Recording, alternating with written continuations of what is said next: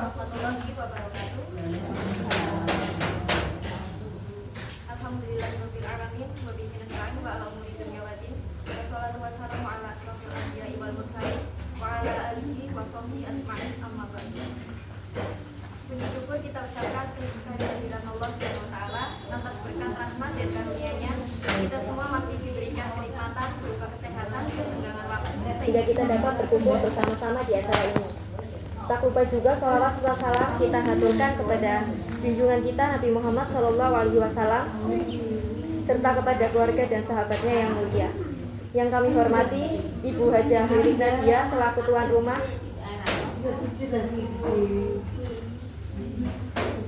dan kami ucapkan terima kasih kepada ibu-ibu yang sudah berkenan hadir di tempat ini untuk menghadiri acara arisan rutinan.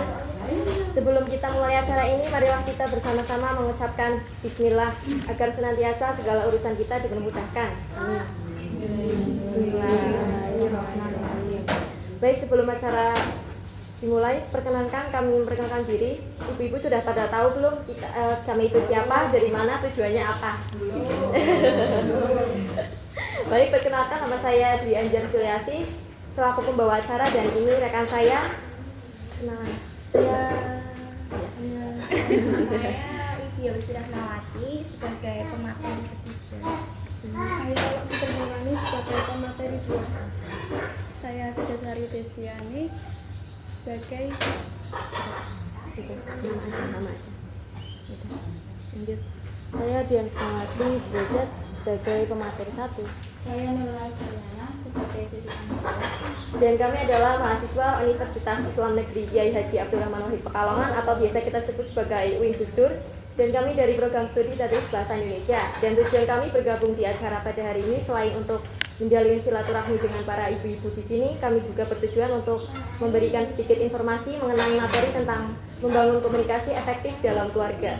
Untuk memenuhi tugas UAS dari dosen kami yaitu Ibu Diah Puspita Ningrum MPD. Baik, kita mulai saja acaranya. Yang pertama adalah pemaparan materi yang akan disampaikan oleh Mbak Elok, Mbak Sukma, dan Mbak Widya. Dipersilakan.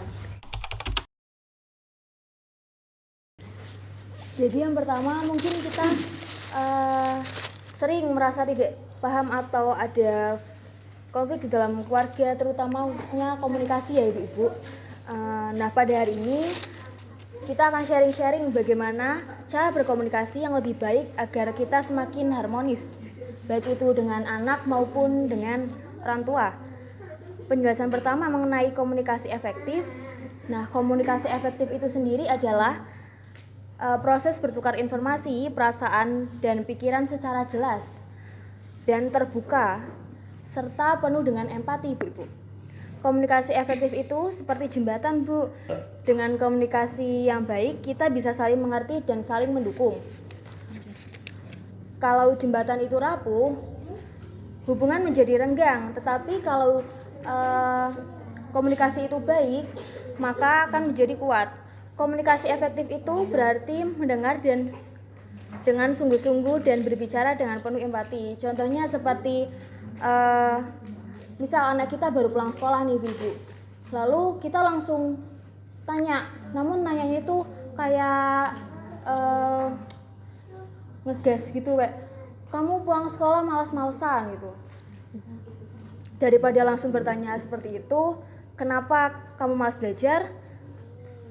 Lalu harus dengan menggantinya dengan, Ibu lihat kamu sedih, ada yang mau Ibu ceritakan? Dengan begitu, anak akan merasa didengar dan nyaman untuk berbicara. Tujuan dari komunikasi efektif itu sendiri yaitu untuk mempererat hubungan keluarga tentunya dan dapat menciptakan lingkungan keluarga yang lebih harmonis. Lalu dilanjutkan oleh Mbak Elok. Materi yang kedua adalah dalam sebuah keluarga, komunikasi antar keluarga satu sama lain itu sangat penting. Dikarenakan komunikasi adalah sebuah jalan terhubungnya keterbukaan atas suatu hubungan dalam keluarga, seperti hubungan antar ayah dan ibu, orang tua dan anak, dan hubungan dengan keluarga besar lainnya. Dan ada pun beberapa pentingnya komunikasi dalam keluarga. Yang pertama, memperkuat hubungan emosional. Dengan komunikasi yang baik, anggota keluarga akan merasa dihargai dan didukung. Yang kedua, mengurangi konflik. Pesan yang jelas dan empati membantu menghindari kesalahpahaman. Yang ketiga, meningkatkan kepercayaan. Anggota keluarga lebih mudah berbagi masalah atau cerita tanpa rasa takut dihakimi. Dan yang terakhir, membangun anak yang percaya diri. Anak yang sering diajak berbicara secara positif atau hal-hal yang positif cenderung akan tumbuh dengan rasa yang percaya diri. Selanjutnya akan dilanjutkan rekan saya. Ya baik, saya akan melanjutkan materi yang ketiga, yaitu tips untuk meningkatkan komunikasi dalam keluarga. Jadi gimana sih komunikasi dalam keluarga itu supaya baik? Yang pertama itu berbicara dari hati ke hati secara terbuka. Misalnya ibu-ibu ini bisa meluangkan waktu sama keluarganya gitu untuk menceritakan kesehariannya gitu. Terus yang kedua, hargai perbedaan pendapat. Misalkan ada yang memberikan pendapat itu dihargai, misalkan anak memberikan pendapat itu juga harus dihargai gitu. Terus yang ketiga ada hindari penggunaan kata-kata kasar atau menyakitkan gitu. Jadi nggak boleh ngomong kasar atau pakai nada tinggi gitu ke anak. Terus yang keempat, manfaatkan waktu berkualitas seperti liburan gitu supaya sering kumpul bareng sama keluarga. Baik, terima kasih atas pemaparan materinya. Kita lanjut ke susunan acara yang kedua, yaitu sesi tanya jawab. Tanya kayak gimana? Nah, misalnya mbak, anaknya begitu ya mbak. Kita ngomong aku, selama aja jengkel piye mbak.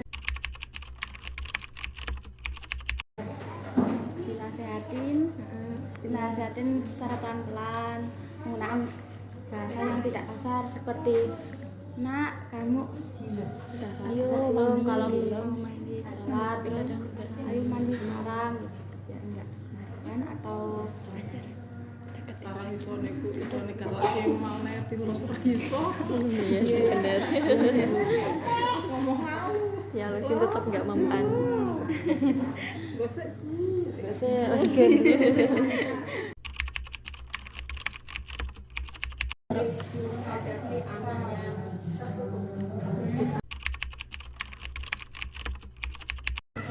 tipsnya dengan cara pendekatan kepada anak, seperti kalau misalkan anaknya seharian kegiatan, ditanyain gimana kegiatan hari ini nak, terus diajak bicara.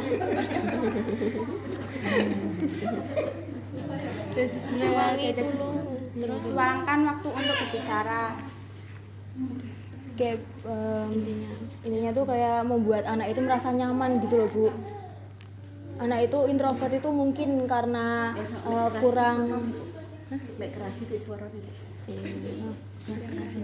mungkin anak itu introvert, tertutup sama orang tua itu mungkin karena anaknya itu kurang nyaman dengan lingkungan rumah ataupun lagi masih banyak masalah mungkin. Jadi sebaiknya untuk mendekati anak itu Bu, kayak ditanyain pelan-pelan apakah hari ini ada kesulitan ataupun ada yang mau diceritakan sama orang tua, pelan-pelan. Biasanya kalau anak tidak mau berbicara itu karena kalau kita berbicara kepada orang tua itu balasannya itu selalu dimarahin gitu, yang bikin anak nggak mau ngomong gitu.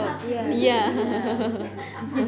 Mau bilang apa-apa itu ibunya selalu kayak nadanya tinggi, ngegas terus, jadinya anak itu sungkan buat ngomong jadinya.